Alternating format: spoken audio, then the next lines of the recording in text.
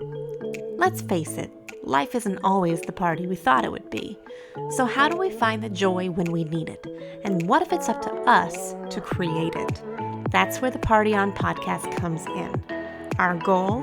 To shine the proverbial disco light on all the things that can make our lives easier, healthier, and a heck of a lot more fun.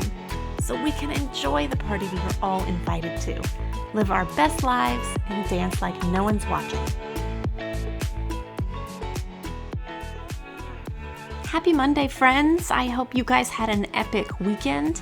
We spent the weekend in the big city, as I like to call it, which is funny because that's where I grew up. It's just quite a stark contrast to living in the middle of the sticks where we do now.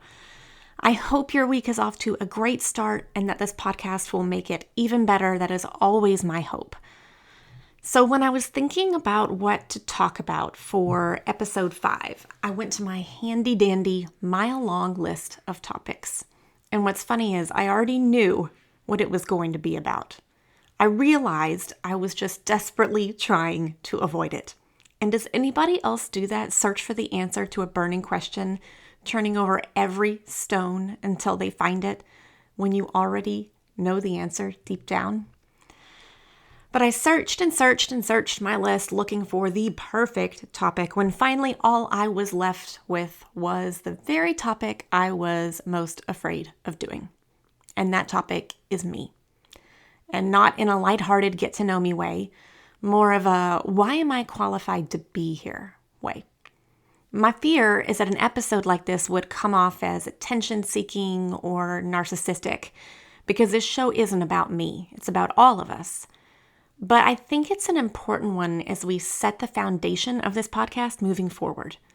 Because I want y'all to know who you are listening to. I want you to know who's guiding you through these conversations about joy and happiness. Who's interviewing the amazing souls we have planned in upcoming episodes, and why I'm so dang passionate about it.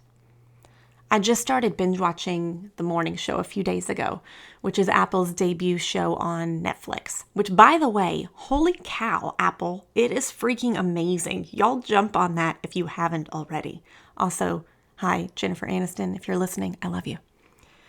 One of the main characters in the show echoed my sentiments on this topic exactly.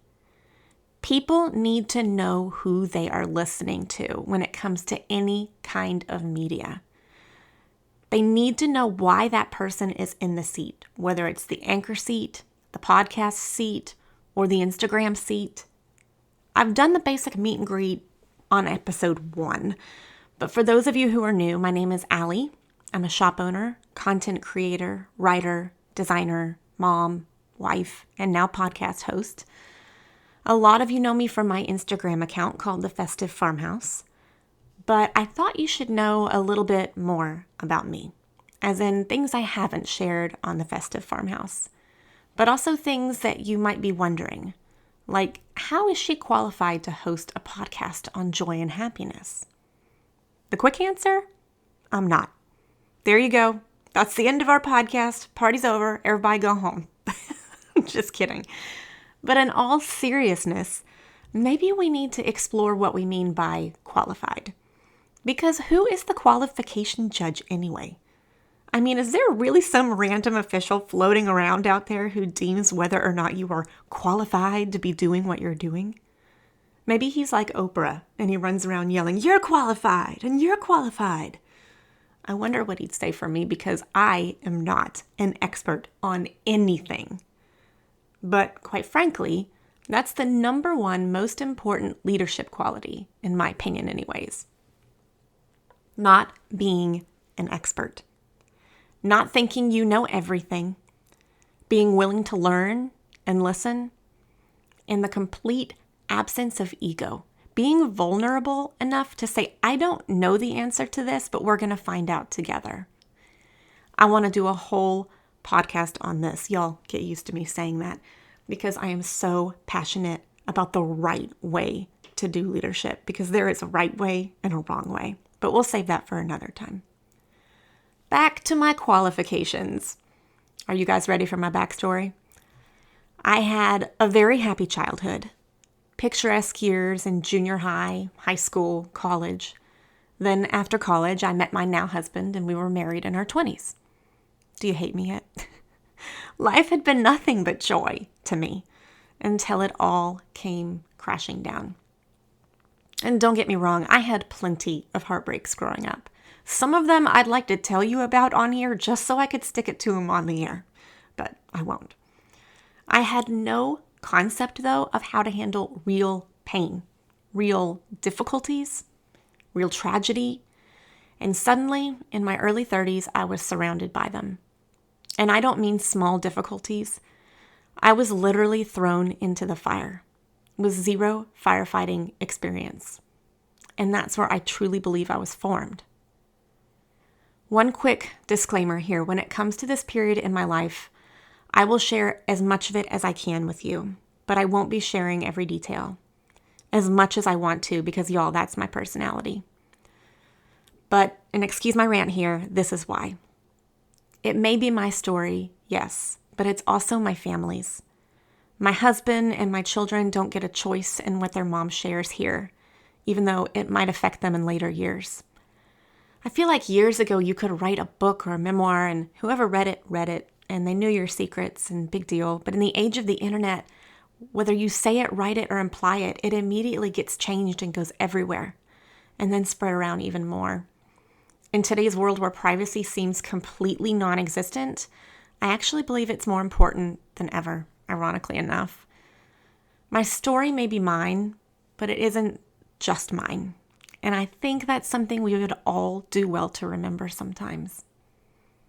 But now back to the crashing down stuff. What I will say is this.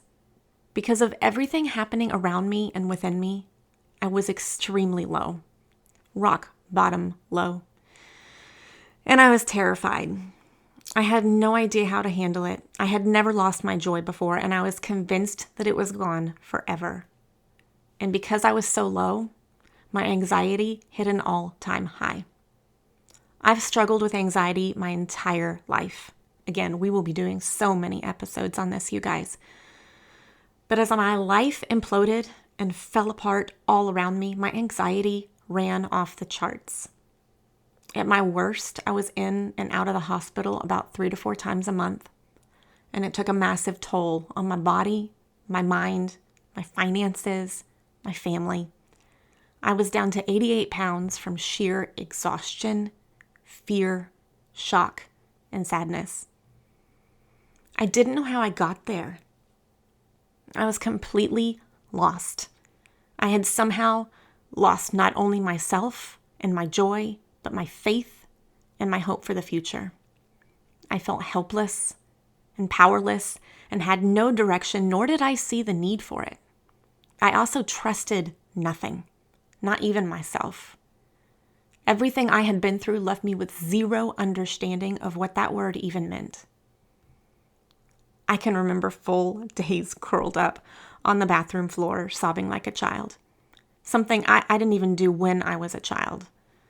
I remember feeling like a weight was actually pinning me down to the ground, and getting up was useless.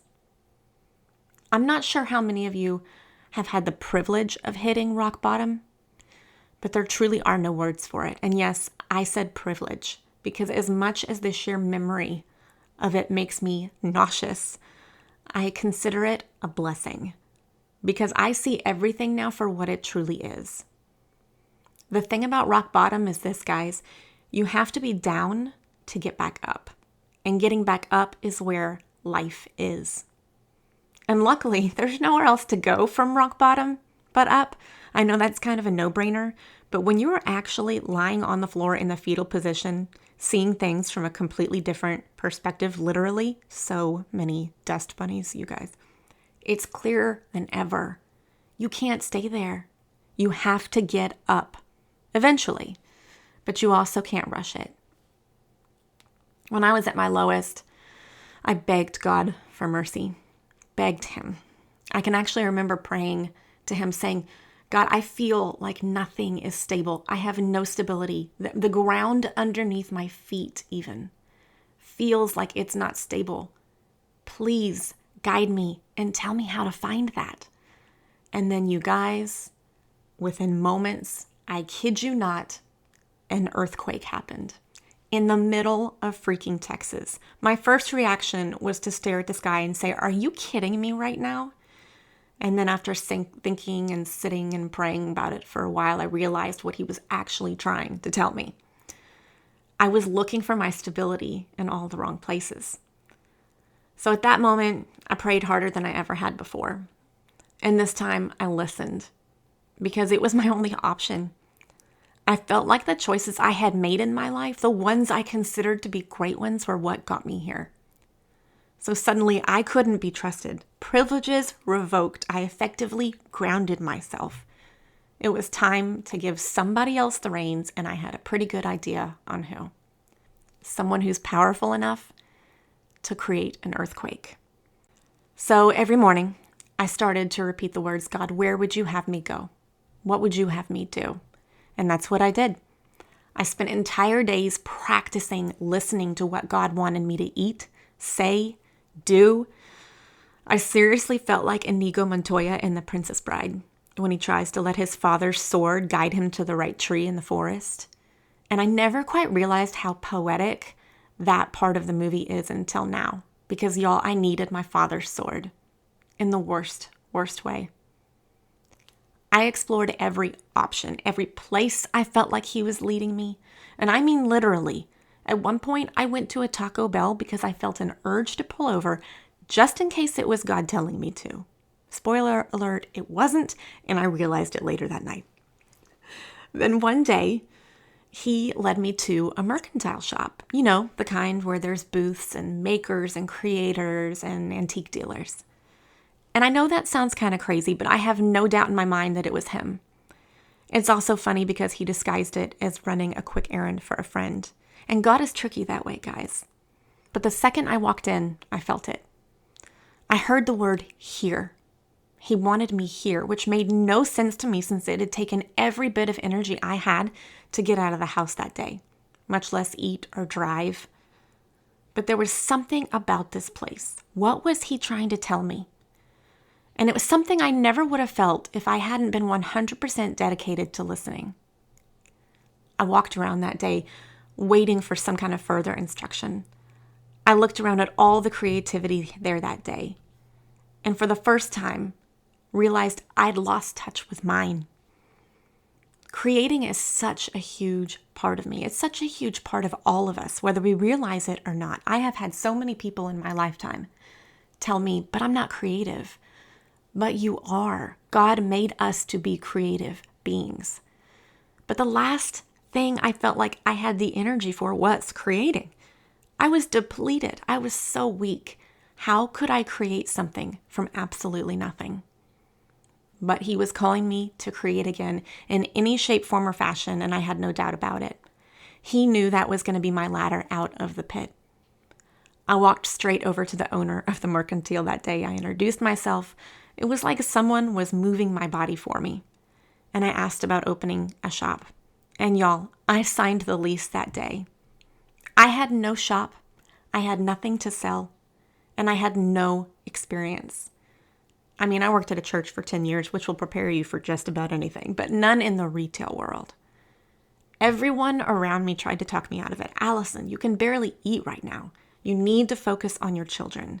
You need to rest. What makes you think you can do this?" But they didn't realize that that was exactly why I needed to do it. I can still remember the picture I took on opening day. All 88 pounds of me. But that smile, you guys, you can see it. A few weeks later, I went to eat lunch with a friend, one who had come to my rescue when I was at my very lowest. And when we were leaving the restaurant, I laughed about something so hard that I had to hold on to the car next to me. And if you know me, you know my laugh. She went silent and her eyes got real big. She looked at me and said, "There it is." And with beaming pride, I told her I found it again. It was a far cry from the month before when I sat on her floor in tears, drinking a chocolate Ensure. Yes, an Ensure, because it was the only thing I could keep down. That laugh never actually left me. I know that now. It just had to be resurrected. And y'all, God is in the business of resurrecting. Don't ever forget that. So I don't really know what my qualifications are. And I don't know who the qualification judge is. Technically, I'm just a girl standing in front of the world, asking it to be a little more joyful. But I do know what it's like to climb out of the pit. I do know what it's like to fight hard for your own joy and happiness. I know what it's like to be in therapy for years, recovering from something traumatic. And I know what it's like realizing that a joyful life is what God wants for us. I also know that He uses the broken, and I'm here for it. If you guys are not familiar with all the stories in the Bible of God using the broken, then Google that ASAP. There is no way I could even walk you through all of them in one episode. We'd be here forever. He didn't use the pious or the righteous. He used the people who were broken enough to listen. The people who were broken enough to pull over at a Taco Bell. The people who threw their hands up in the air and said, Jesus, take the freaking wheel, because we don't know where we're going. Sometimes I still feel like I'm not qualified. Sometimes I still feel like the qualification judge. I picture him as an angry elf, by the way. I feel like he's going to show up on my doorstep and call me out and expose me for the imposter that I am. In fact, imposter syndrome is actually a thing, in case you haven't heard of it.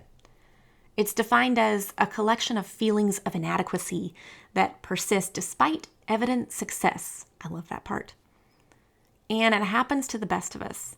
Seriously, it's reported that some of the highest achievers report the highest levels of imposter syndrome, which is crazy to think about at first, until it starts to make sense and connects us to the hustle epidemic we talked about in the last episode. Ooh, do you see what I did there? Look at me connecting those dots. True story, I had a full-on panic attack the night before releasing my first podcast to the world because I seriously worried nobody would come to my party. I said that out loud, crying, and I wish I had it on video. I mean, why would anyone listen to me? Why am I qualified? What do I have to offer? Only my story. Only rock bottom and the courage to climb out of it, which I'm proud of. Only everything that God has given me and everything He made me to be. Only the guts to speak and the heart to listen. And that's all I need, guys. And that's all you need. This past week, I dyed my hair pink. And it's funny, everyone around me looks at me like I am crazy sometimes. What do you mean you just started a shop with nothing? What do you mean you just started a podcast with zero experience or know-how? Why on earth did you dye your hair pink? You're almost 40. And here's my answer. Because the world taught me what it was like to lose my joy. So now I work fiercely hard to protect it. And I'm passionate about helping you do the same, friends. I'm passionate about making this life easier, healthier, and a heck of a lot more fun. Because it's not most of the time. You may need more qualifications for a podcast host, and that's okay. This podcast may not be for you, and that's okay too. There's nothing in life that says we have to be for everyone, but that doesn't mean the world doesn't need who we are. In fact, maybe it has nothing to do with being qualified. Maybe it has everything to do with being called. I actually have a deep dislike for overused Christian words, by the way, because I think they are completely alienating. And I think that's one that can be really confusing. It almost suggests that God actually picks up a red phone and calls specific people. And if you've never had the phone ring, surely you must not be called. But I believe we are all called, just to different things, because we're all broken. And if we know He uses the broken, then guys, He uses all of us. And here's where we realize that this episode was really about all of y'all to begin with. I invited you to this party because you matter. We matter. I may be your host, but you guys are the ones that make the party. I made a joke about that last week, but I couldn't mean it more. Today is a little bit of a different episode, so there aren't mini action items other than this one right here. Keep coming to the party, guys. Keep showing up. Keep speaking up. Keep sharing. Keep leading. Keep participating, because you are just as qualified as I am. Your story and my story are one and the same. The details are just a little bit different. This world will try to rob us of our joy, and it's our job to fiercely protect it and each other. And only when we do that can we throw it around like confetti. Y'all, I know this episode has been a little bit different, and I know it hasn't quite felt like a party, but sometimes you have to have this serious so that you can understand the value of the fun. Sometimes you have to see the dark in order to fully appreciate the light. Sometimes you have to go to a crappy party so you understand how great the great ones really are. Thank y'all so much for hanging in and listening to me tell my story. I'm not gonna lie, it was incredibly scary for me to do. And it's gonna be even scarier for me to hit the publish button on Monday morning. But I'm so grateful for all your love and all your support for the Party On podcast. I say it every week, but it seriously wouldn't be a party without y'all. So keep showing up, keep coming to the party. If you know anyone who could use a message like this, please forward and share. And we so appreciate all the ratings and reviews that you send our way. That is how people hear our podcast. And the more people who hear, the more people we can help. Y'all have a great week. I cannot wait to be back with you on Monday. Party on.